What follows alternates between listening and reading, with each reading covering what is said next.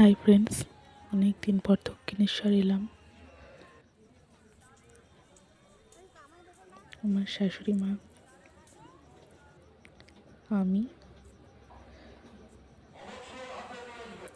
তারপর বেলুড় মঠ যাওয়ার জন্য রওনা দিলাম। মা গঙ্গা জাহাজে উঠলাম, ব্রিজ পার হচ্ছি। তখন বাজে 7:25, পুরো লঞ্চ ফাঁকা,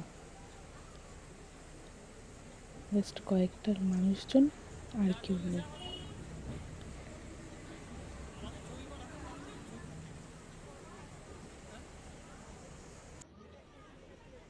কত লাইট, কি সুন্দর লাগছে জলটা।